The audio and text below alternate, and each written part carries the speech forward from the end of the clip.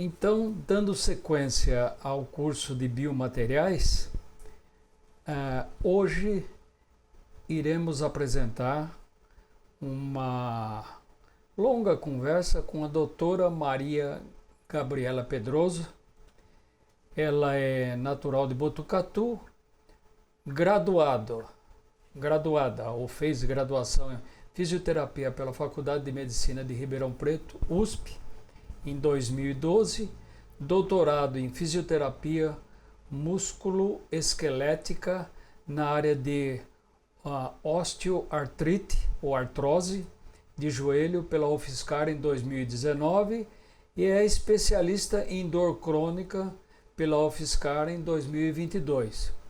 Portanto, o programa de hoje vamos tratar bastante das questões ligadas à dor crônica e principalmente os procedimentos que são possíveis para aliviar ou efetivamente curar o que a gente chama de dor crônica. Então, a primeira questão que eu faria é o seguinte. Eu me esqueci de dizer, mas ela também trabalha como fisioterapeuta na Academia O2, tratando também da dor. Qual é a maior prevalência na reabilitação? Então, na nossa prática clínica, tratando de dor crônica, uma das dores mais prevalentes é a dor lombar, então a dor nas costas, na parte mais inferior. As artroses, principalmente de joelho e de quadril, que são os desgastes articulares. E as tendinopatias, que são as doenças dos tendões, que ocorrem no corpo como um todo, mas principalmente na região dos ombros, quadril e eventualmente outras áreas do corpo. Muito bem. Eu gostaria que agora você falasse de cada região e explicasse primeiro por que acontece a dor e depois quais os procedimentos possíveis para aliviá-la ou efetivamente curá-la. De todas as regiões? Não, das regiões mais prevalentes, vamos dizer assim, as que têm maior incidência. Tá. Então, todas essas doenças previamente citadas, o que elas têm em comum, que é o que leva a pessoa a procurar ajuda, é a dor. Né? A dor, ou a dor aguda, que é a dor que acontece logo após uma lesão, um trauma, uma inflamação, ou a dor crônica, que é a dor recorrente, que já dura meses, né?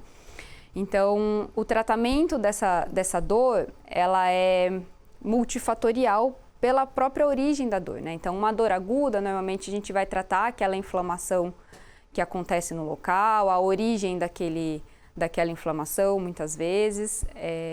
E a dor crônica, a gente vai tratar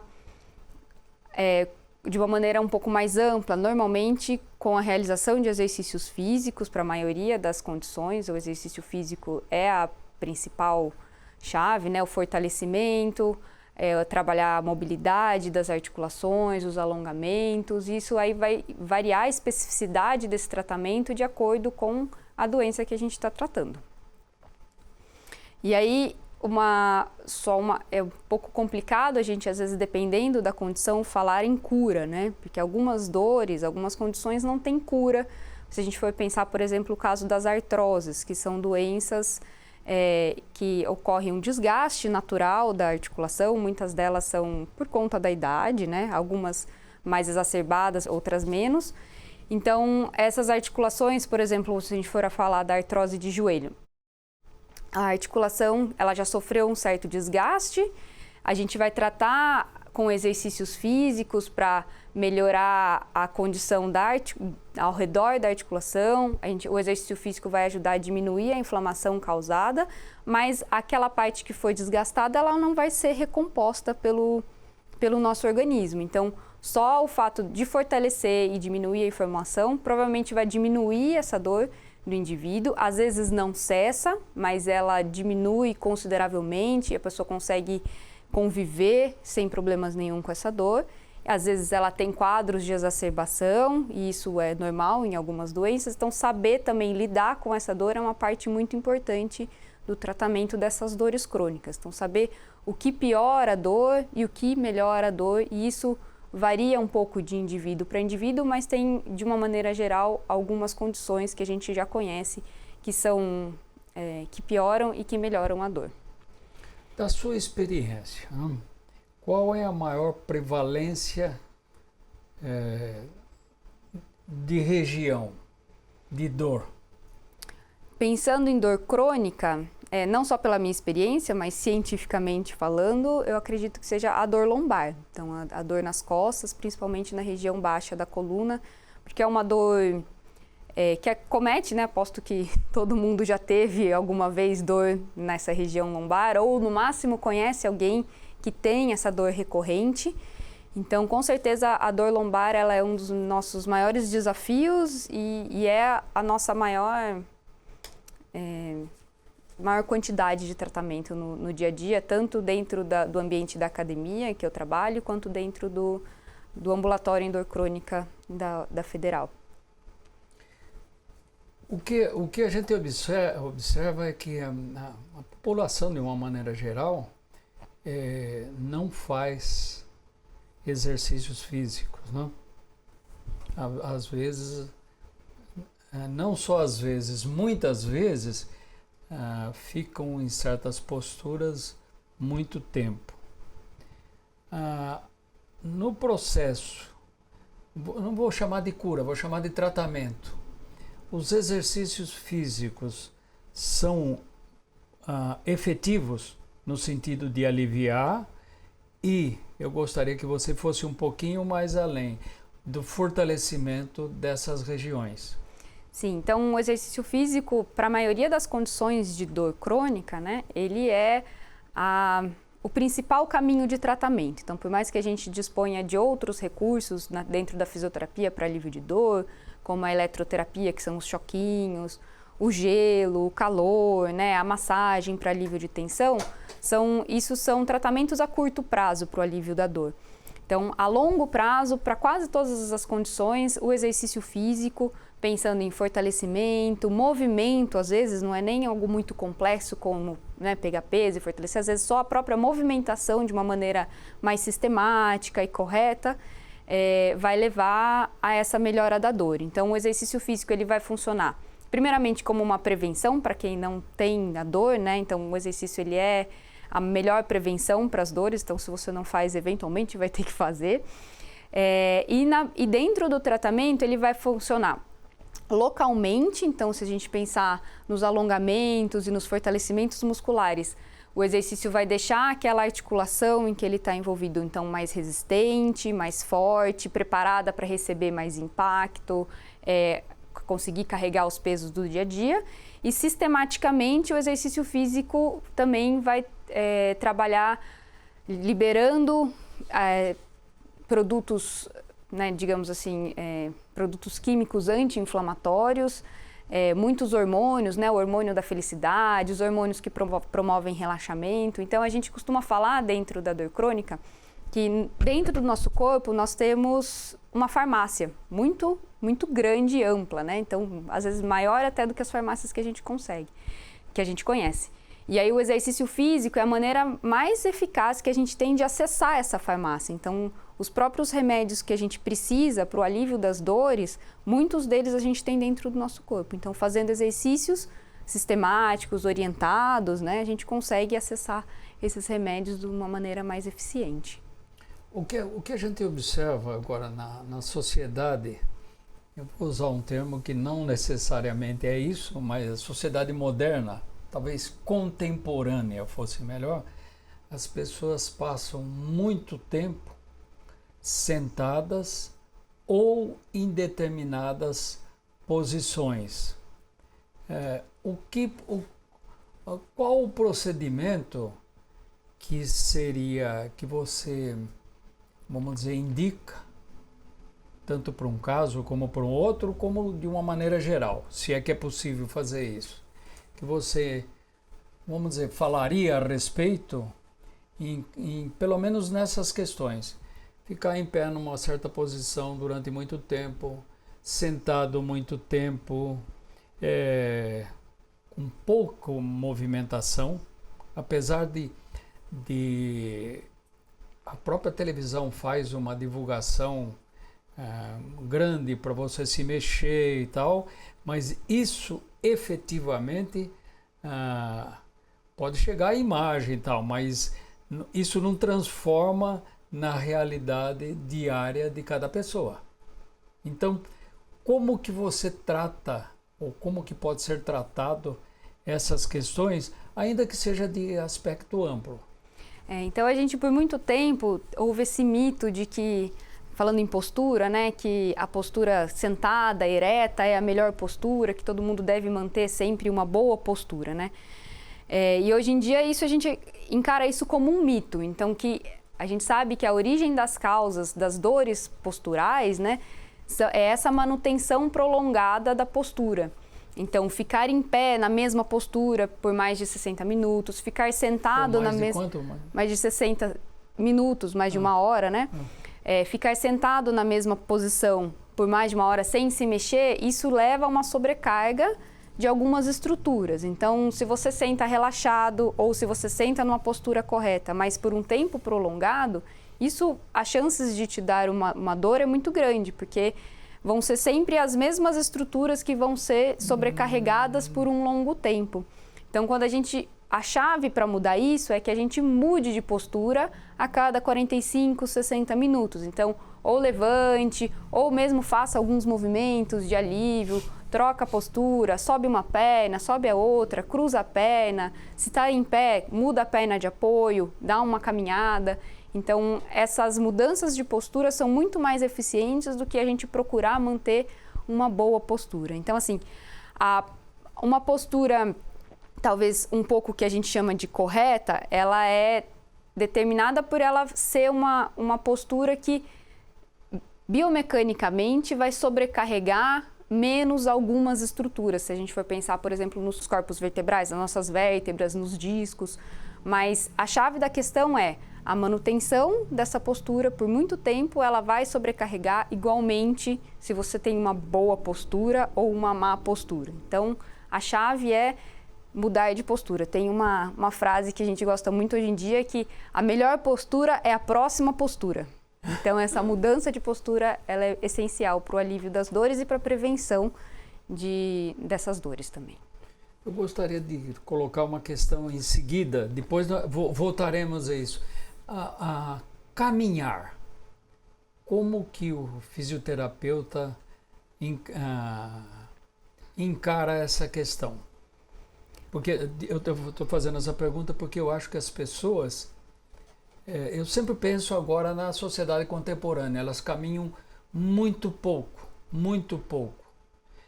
Fica sentado no carro, trabalha sentado, no ônibus, ou fica sentado ou em pé, mas de qualquer forma, é que eu também estou olhando para certos estratos sociais, né?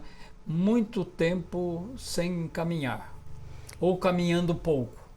Isso, então o nosso corpo ele foi feito para se movimentar, né? Então ficar muito tempo parado não é algo desejável para o nosso corpo. Então a caminhada, ela faz muito bem, salvo raríssimas exceções, né, de algum problema agudo de joelho, de tornozelo, essas caminhadas vão ser provavelmente diminuídas, mas de uma maneira geral, eu concordo com o senhor quando fala que a sociedade moderna, né, a gente é muito sedentária, então hoje a gente não precisa nem mais no mercado fazer a caminhada no mercado para comprar comida, a comida vem até a nossa porta, né, isso é um perigo, porque diminui as chances da gente comer bem, a gente já entra em outros aspectos, mas também diminui esse tempo de movimento do corpo. Então é isso, o corpo ele precisa, as nossas articulações precisam de movimento para melhorar a lubrificação, para a troca do líquido, estamos pensando nas articulações de joelho, quadril, da coluna.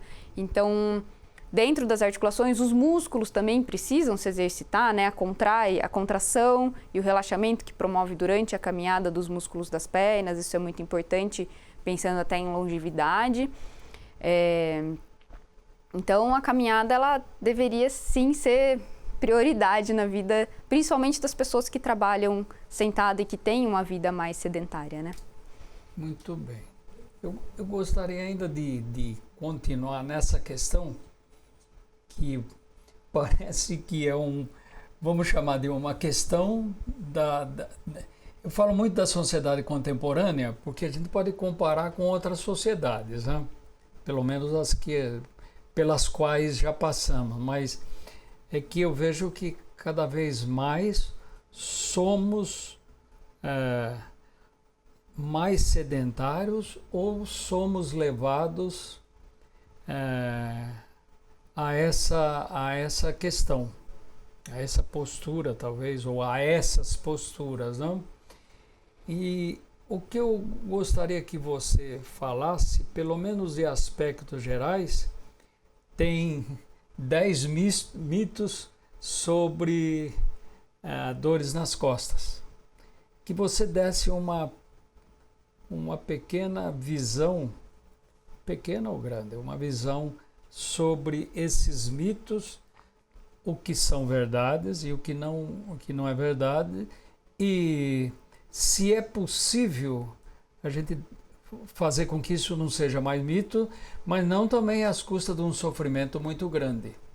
Você já começou a responder, mas eu insisto para que essas coisas fiquem o mais claro possível para quem vai ver. Como o programa também é de amplo espectro, então é bom que essas coisas fiquem o mais claras possíveis. Isso. Eu comentei com um professor que no ano de 2019, a Sociedade Internacional de Estudos sobre a Dor fez o ano de prevenção, o ano de estudo, né, e de divulgação sobre a dor nas costas. Quando eu falo dor nas costas é uma dor geral, mas normalmente é a dor lombar, que é a maior causa de dor nas costas, né?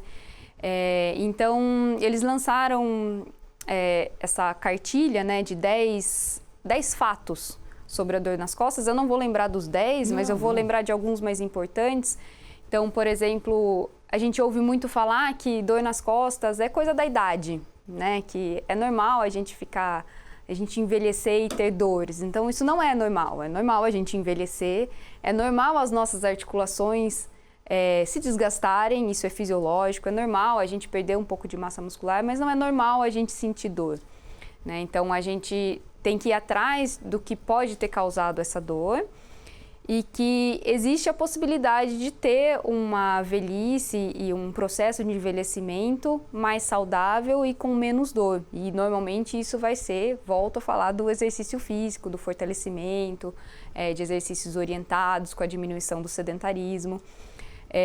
Um outro fato sobre a dor nas costas é que às vezes a gente se apega muito aos exames de imagem, né? A gente às vezes até sai triste do médico quando a gente tem uma dor nas costas, na lombar, e o médico não pede, mas ele nem pediu uma ressonância, nem pediu um raio-x.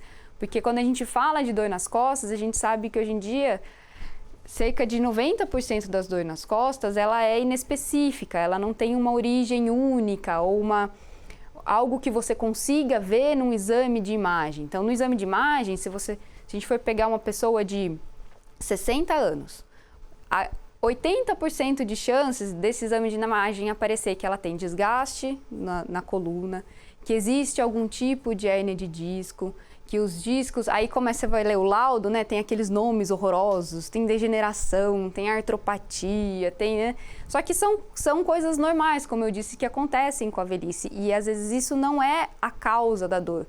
Muitas vezes a causa da dor é uma tensão muscular, uma falta de mobilidade na coluna, uma falta de exercícios orientados, uma falta de alongamento. Então, isso é necessário procurar alguém que tenha conhecimento para orientar, porque, obviamente, cada caso é um caso.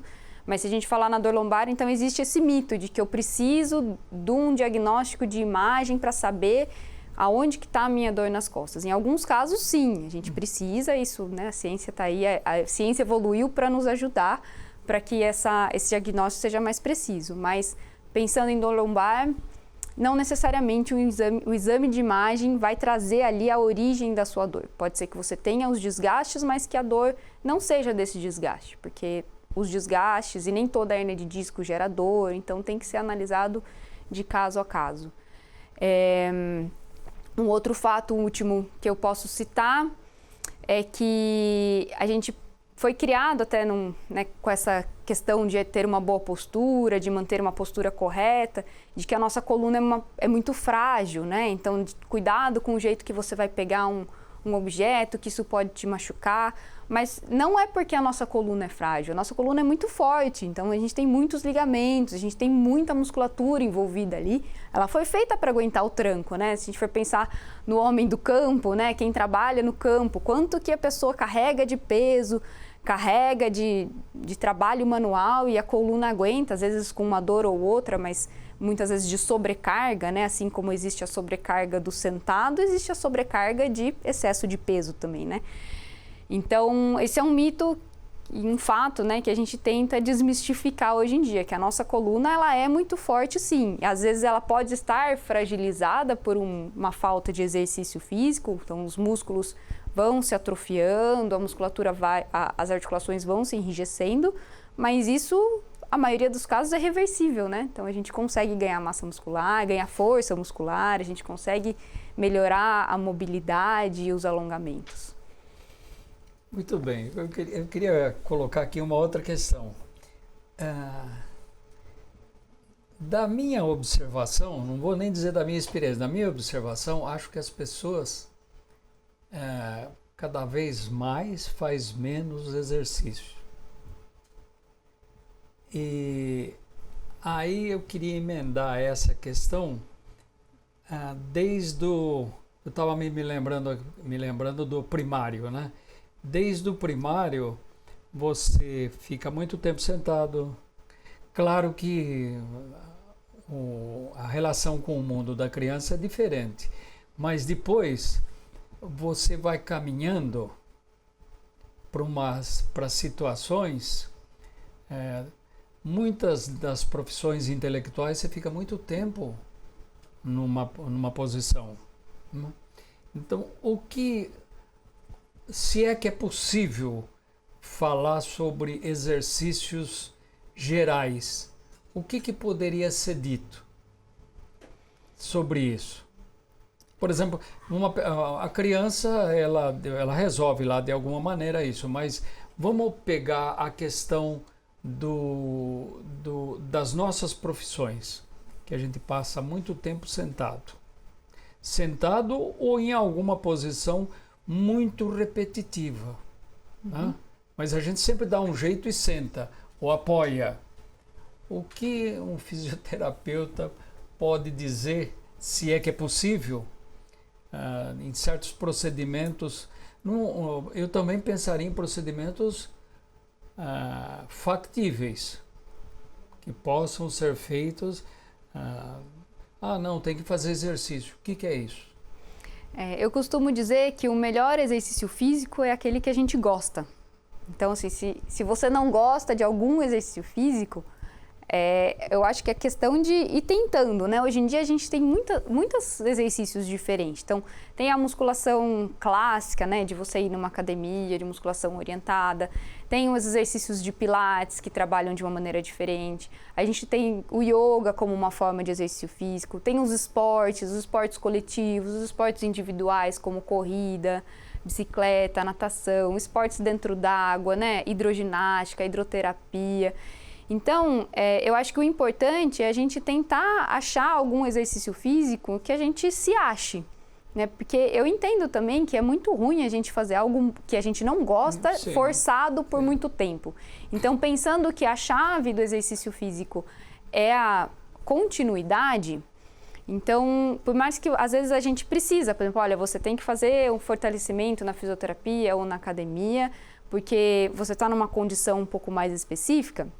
Então, vai começar com esse fortalecimento, mas já pensando que ali quando você já estiver melhor, com menos dor, se sentindo melhor, que você pode procurar algo que você goste, que seja dança, que seja as praças públicas, né, uma caminhada ou aquelas musculações das praças públicas. Então, não existe o ideal. O ideal, eu acho que, pensando a longo prazo, é um exercício que você se sinta confortável, que te dê prazer, e se tiver algo social, melhor ainda, né? Porque isso também falta hoje em dia, às vezes a gente está cada vez mais recluído. Então, algo que você faça, por exemplo, mesmo que seja uma musculação que você faça sozinho, que tenha pessoas ao seu redor para você conversar, trocar experiências.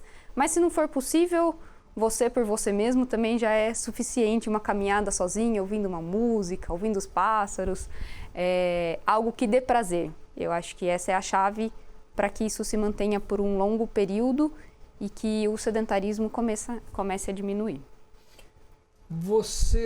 O que você diria, por exemplo, vamos pegar a escola, agora não é mais primária, mas o primeiro ciclo lá e os demais ciclos. O que eu vou perguntar para você não são coisas mágicas, né? Mas nós não deveríamos já incentivar a criança, talvez na pré-escola até. É que eu sou da época que era do primário para diante, mas da pré-escola, determinados exercícios, não necessariamente com esse nome. Com a criança pode ser brincadeiras, né? O que você pensaria?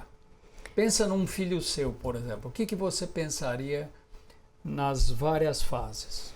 Eu acho que o essencial é a gente realmente apresentar a atividade, a brincadeira, né? O esforço físico, digamos assim, o quanto antes, né? Então, a gente também sabe que um dos problemas de hoje em dia são os videogames, né? Que antigamente eu, na minha época, quando eu não estava estudando, não estava na escola, tinha um período curto de televisão, mas a gente brincava na rua, até jogo de tabuleiro a gente jogava na rua, né? Então a gente tinha o exercício físico no nosso dia a dia. E hoje em dia, com o crescimento da tecnologia, né? Com a internet, com os jogos, com todo esse entretenimento virtual em que você não precisa mais sair de casa para se entreter, isso é um grande perigo, né? Então, eu acho a chave seria dosar isso, né? Então, apresentar para as crianças desde cedo a importância de se movimentar. Obviamente que em criança a gente não vai falar de exercício físico periodizado, né? Mas é a importância de correr, de jogar bola, de brincar de pega-pega, amarelinha, tantas coisas, né? E aí, conforme a criança for crescendo, apresentar os diferentes tipos de esporte, porque isso tem uma função na aula de educação física, né? Mas aí eu já vou entrar um pouquinho no campo dos professores de educação física, mas de uma maneira bem básica, assim. Que antigamente, e aí hoje em dia, até dependendo da escola, nos apresentam muito pouco de atividade. Os meninos vão jogar bola e as meninas vão brincar de elástico. Mas a gente tem tanta coisa para fazer, né? Tem tantas outras atividades e às vezes a gente acha que não gosta de exercício porque realmente não foi apresentada essa variedade de exercícios. Então, também cabe aos pais que têm uma condição e uma consciência melhor, talvez apresentar uma caminhada na natureza, né? Tem tantos esportes e atividades diferentes hoje que a gente não precisa sempre focar nos mesmos e nos mais clássicos, porque quanto mais ampla essa variedade, melhor, tanto para a criança conseguir se achar dentro da atividade física e conseguir realmente fazer com que isso faça parte do dia a dia, uma vez que ela acha alguma coisa que ela gosta, até pensando em desenvolvimento motor, desenvolvimento cognitivo, né, das nossas habilidades motoras, finas, de sociabilidade. O esporte e a atividade física entram nisso também, né, muito mais amplo do que a gente imagina. Você diria que atualmente nós temos mais recursos para fazer diferentes, vamos dizer, eu não queria chamar exatamente de exercício físico, mas como eu não tenho uma palavra melhor agora, nós temos muito mais coisas à disposição do que aquelas coisas mais tradicionais? Eu acho que sim, a gente tem pelo menos o conhecimento, né? Então, até hoje em dia, com o avanço da internet, da tecnologia, a gente consegue ver coisas que são feitas pelo mundo, né? A gente não precisa ficar fechado ao nosso bairro, à nossa cidade, ao nosso país, do que é o tradicional, do que é feito ali no dia a dia, pensando em atividades físicas, né? Então, com certeza, a disponibilidade de informação é muito maior, então dá para se virar com o que tem e dá para melhorar essa criatividade também, de acordo com a necessidade e com a disponibilidade de cada um. Eu gostaria de ainda te perguntar uma coisa. Quando você faz uma atividade física, você libera certas substâncias. Gostaria que se você falasse um pouquinho sobre isso. Talvez até dividir em idades. Pode ser de a primeira idade, depois depois, vamos dizer, quando está ainda na juventude, a geração de substâncias no organismo pode ser as mesmas, mas em quantidades diferentes. Eu não sei se varia muito com a faixa etária, né? Então, assim, quando a gente faz um exercício físico, então a gente tem a liberação de alguns hormônios, né? Que a gente chama os hormônios da felicidade, os hormônios do relaxamento. Então, tem a serotonina, a endorfina, um monte de nome bonito, né? E a gente também tem a liberação de algumas substâncias anti-inflamatórias, como eu também falei lá no começo, que são as citocinas, aí vai uns nomes mais complexos ainda. Isso sistemicamente, né? E aí no local a gente também tem os hormônios do próprio músculo, né? A miosina, e que eu não sei se tem uma variação muito longa com a idade. Eu acho que tem talvez muito mais com a intensidade, com o tipo de exercício, do que com a idade em que isso é feito, assim. Mas uma outra questão interessante do exercício físico, agora que eu falei da miosina, tem até um grupo, a miosina é um hormônio produzido pelos músculos através da contração muscular repetitiva. E existem já estudos científicos, inclusive aqui da Universidade Federal de São Carlos, da importância dessa miosina no retardo ou até na prevenção do Alzheimer, né? Então, quanto que isso localmente ali no músculo, depois sistematicamente a hora que vai para o corpo como um todo. Então, o exercício físico ele também funciona como uma ótima prevenção para as doenças mentais, pensando no Alzheimer, na demência. E pela última que eu li, que não era tão atualizada assim a pesquisa que falava sobre isso, ainda eram modelos com ratos, né? Mas em que eles conseguiram reverter alguns casos leves de demência com o exercício físico. Eu acho que era natação, não lembro se era natação ou se era caminhada, mas exercício simples. Então já é algo a se pensar também como mais uma prevenção e mais um ponto positivo para o exercício físico. Então vamos fazer o seguinte, vamos marcar um outro programa e aí a gente explora isso com maior profundidade. Agora fica como não sei se como um alerta ou como uma informação. Sim. Mas eu sempre gosto que a informação seja um pouquinho mais esmiuçada e explicada. É defeito de professor isso aí. Ótimo. Agora eu gostaria que você falasse um pouco. Você trabalha eu vejo aqui clínica da dor e ambulatório da dor crônica da UFSCar, né? Eu gostaria que você falasse um pouquinho dessa clínica, o que ela faz. Eu vou melhorando a questão à medida que você for falando, mas porque como o programa também é informativo, ainda acho que tem muita coisa que a universidade faz e não é que não divulga, não tem a divulgação suficiente para chegar na população. Aqui nós temos um grupo de fotônica do professor Vanderlei Barrato, que presta um serviço fantástico, mas eu vejo que já tem um certo domínio da população sobre o conhecimento desses tratamentos. Não em detalhe, mas enfim, que tem na USP um grupo, através inclusive desse próprio programa, muita coisa vai para a sociedade. Então, voltando ao caso lá da clínica do ambulatório de dor crônica, o UFSCar. Eu queria que você, antes de responder, que você respondesse o que é a dor crônica. Tá. A dor crônica é uma dor persistente, simplificadamente, é uma dor persistente por mais de 3 ou 6 meses, e que ela não cessa, ou que ela tem ciclos, né, de melhora e de piora, mas e que ela não cessa ao longo desses 3 ou 6 meses. Basicamente isso. Então agora eu gostaria que você falasse do ambulatório e efetivamente qual é o serviço que entrega à população. Tá, então, a Clínica da Dor da UFSCar é uma clínica multidisciplinar que atende pacientes do SUS, então que vem encaminhado do SUS, dentro da unidade de saúde escola, dentro da Universidade Federal de São Carlos. Então, lá nós temos uma equipe que conta com gerontólogos, fisioterapeutas, enfermeiros, educadores físicos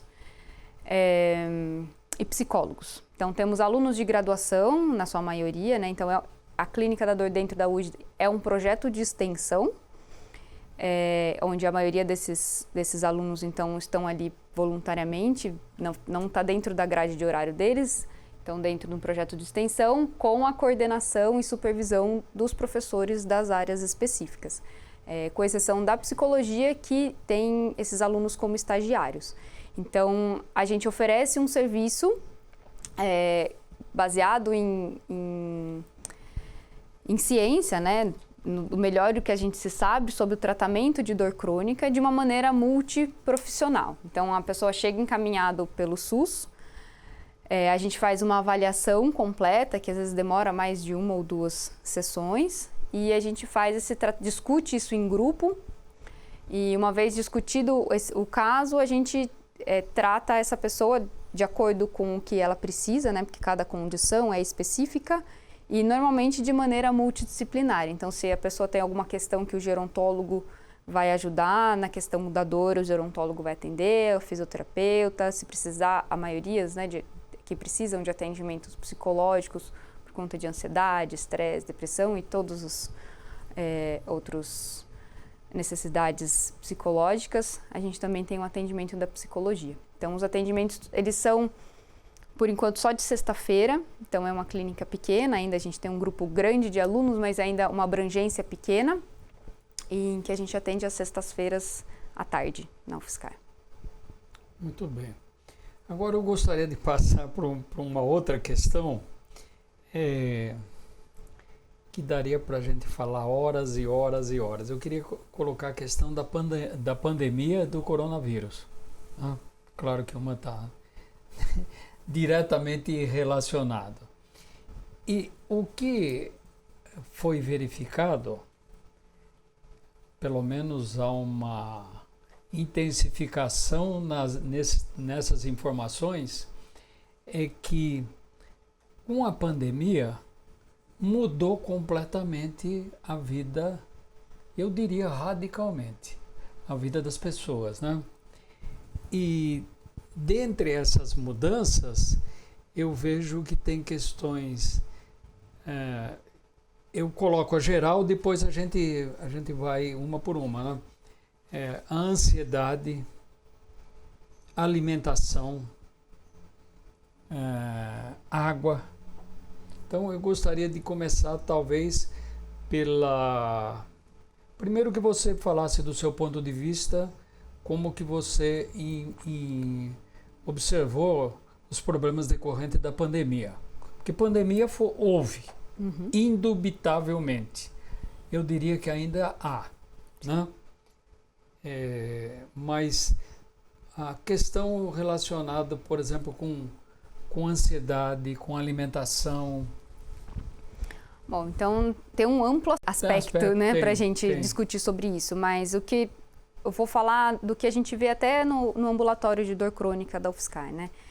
Então, um dos problemas que ainda a gente enfrenta em relação à pandemia do coronavírus foi o próprio isolamento da população. Foi, obviamente, necessário, né? Isso foi, com certeza, o que ajudou a conter a disseminação do vírus, mas os prejuízos sociais, os prejuízos mentais, que além do medo do vírus, né, pensando na ansiedade, mas também da falta de contato com pessoas, a gente vê muito, principalmente na população idosa. Então, que os idosos que tiveram que se resguardar mais, o quanto que eles sofreram e ainda sofrem com isso, né? Então, em questões mentais, com ansiedade, depressão, como os problemas físicos, como a própria perda de massa muscular. Então, não foi todo mundo que teve o privilégio de conseguir fazer exercícios em casa, que conseguiu um atendimento por telereabilitação, que inclusive foi uma parte positiva, digamos assim, da pandemia para a fisioterapia e para a medicina, que foi como a gente descobriu que a gente consegue fazer isso, então chegar mais distante pela telemedicina, enfim. Mas quem não teve acesso, então essa perda de mobilidade, essa perda muscular que já acontece fisiologicamente, mas por todo esse tempo que se ficou parado e com medo, que os frutos estão sendo colhidos ainda hoje e imagino que por um tempo longo ainda, né? Então, o medo de se exercitar e essa perda das condições fisiológicas naturais, mas que se acentuaram por a gente ter ficado mais parado, mais recluso. E, além disso, a gente ainda não sabe quais são todos os efeitos colaterais do vírus, né? Então, a gente tem já muitos relatos de casos de pessoas que desenvolveram dor crônica, artrites e dores musculares pós-Covid, né? Então, a gente ainda não sabe, ainda cientificamente, tem muita coisa ainda para a gente descobrir do quanto o vírus do coronavírus tem de efeito colateral no nosso corpo sistematicamente. Isso aí, né? não é problema só social, é um problema físico do próprio organismo. Exatamente. Ok. E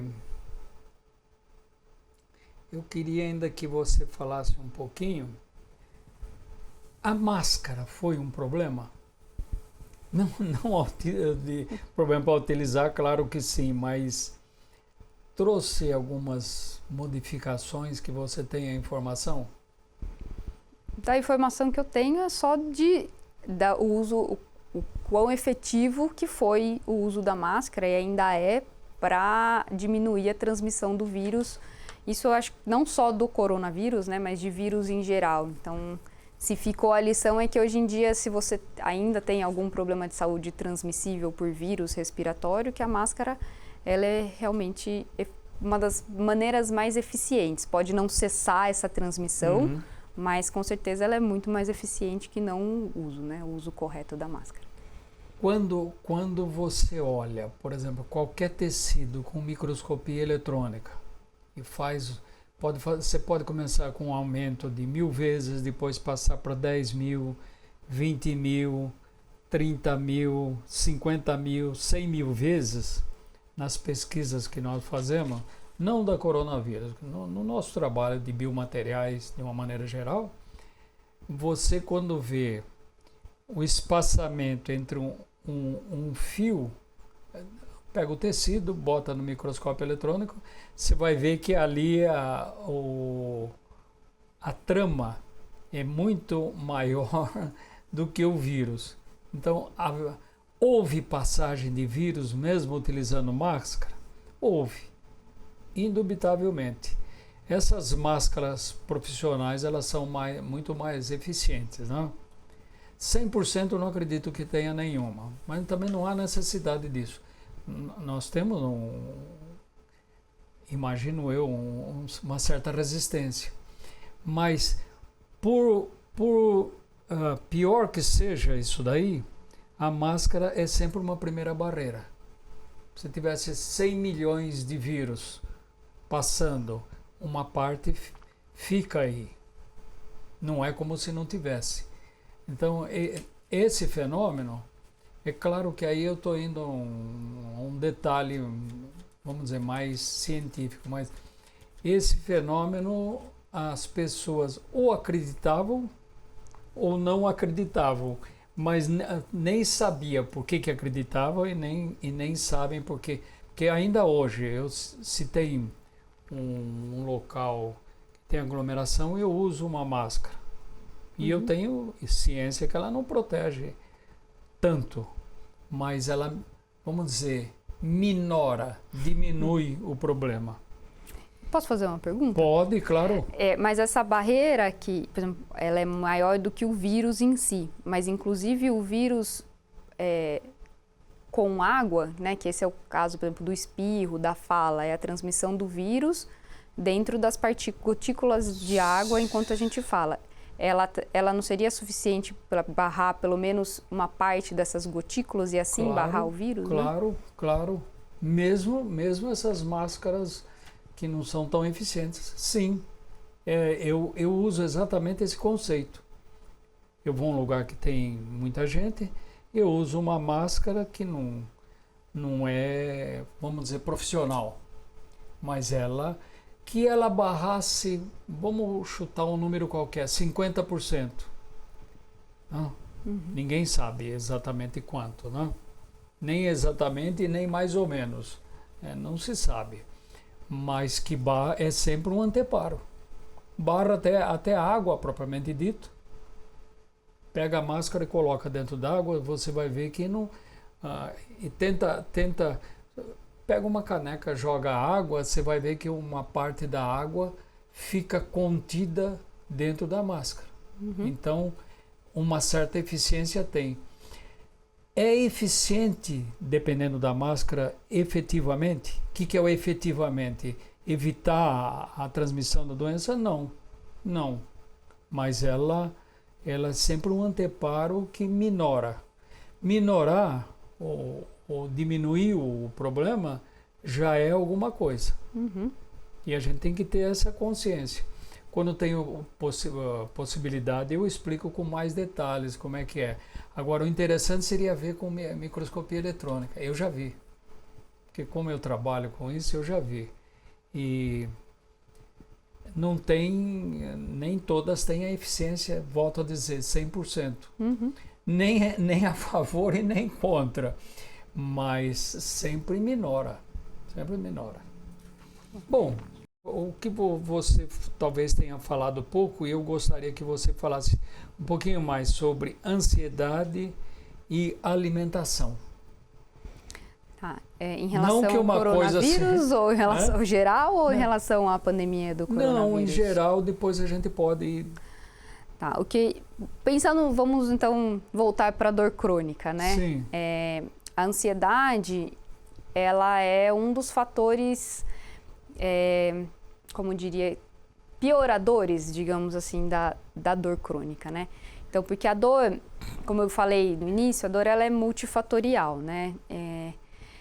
E, na verdade, o cérebro, ele é o que comanda todo o nosso corpo, né? E isso acontece também com a dor. Então, quando a gente, por exemplo, bate o dedinho na quina, ou quando a gente se machuca, apesar de ser esse machucado local, a gente tem uma transmissão pelo nosso corpo que passa pela medula e chega no cérebro. Quem vai decidir se doeu ou não é o nosso cérebro. Concorda?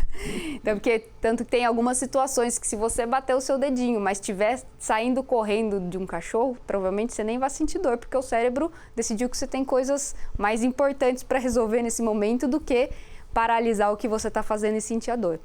Então, dentro do nosso cérebro tem diversos mecanismos que vão atuar nessa interpretação da dor. E alguns mecanismos a gente fala que são amplificadores de dor e outros são diminuidores de dor. Então, a ansiedade, a depressão, o estresse, eles são amplificadores dessa sensação de dor. Então, vocês muitas vezes já podem ter percebido que às vezes você tem uma dor, por exemplo, uma dor nas costas, e que ela piora quando você está ansioso, estressado com o trabalho, com o dia a dia, e que provavelmente ela alivia quando você relaxa, quando você faz coisas prazerosas. Então, o exercício físico, o lazer, o contato com pessoas que fazem bem para você são diminuidores dessa dor crônica, falando em linhas bem gerais. E a ansiedade é uma dos principais amplificadores da dor crônica. E pensando na dor crônica, às vezes a lesão em que startou aquela dor, ela muitas vezes já nem está mais presente. Iniciou a dor. Isso, que iniciou a dor. Então, a lesão que iniciou aquela dor, pensando numa artrose de joelho, por exemplo, às vezes o desgaste da articulação está ali, mas o desgaste em si não causa dor. O que causa é a inflamação, né, de toda aquela articulação. E na artrose, a gente tem amplificação, tem momentos de inflamação e momentos de melhora, né? E às vezes a inflamação não está mais tão presente e continua sentindo dor. Então, é muito mais provável que esse mecanismo da dor no cérebro já esteja muito mais hiperativado e que a dor seja muito mais essa sensação de dor pelo cérebro do que a dor local mesmo pela lesão. E em relação à alimentação, eu não sou muito especialista para falar, né, sobre alimentação, mas a gente sabe que tem alguns produtos, né, os industrializados, o excesso de açúcar, o excesso de farinha branca, né? Isso leva ao aumento de gordura corporal e esse aumento de gordura leva a um processo inflamatório mínimo e constante do nosso corpo e que provavelmente corrobora, ajuda a ampliar as dores no nosso corpo. Uma última pergunta. A importância de tomar água. Todo mundo fala, né? Nós muitas vezes tomamos água. Muitas vezes não, a grande maioria você toma água quando você lembra que está com sede. É importante ou não? Sim, a água ela é importante porque a maior parte do nosso corpo é água, né? Então, e a gente precisa de água para todos os nossos processos biológicos, da nossa digestão, o nosso raciocínio. Então, o gasto energético que a gente tem dentro do nosso corpo para contração muscular, para pensar, para acordar, para viver, é baseado em água, né? Então, ter uma hidratação correta é muito importante. Muito bem. Tem alguma questão que você gostaria de falar que não foi abordado? Acho que a gente falou bastante coisa, né? Acho que tudo que estava no nosso script. Então tá bem. Eu acho que é isso. Muito obrigado pela sua participação, paciência. Eu agradeço pelo convite e pelo espaço de poder falar um pouquinho da dor crônica, da fisioterapia, e que é um espaço ainda que a gente tem muito para ganhar na sociedade e muitas coisas a esclarecer. Tá muito bem.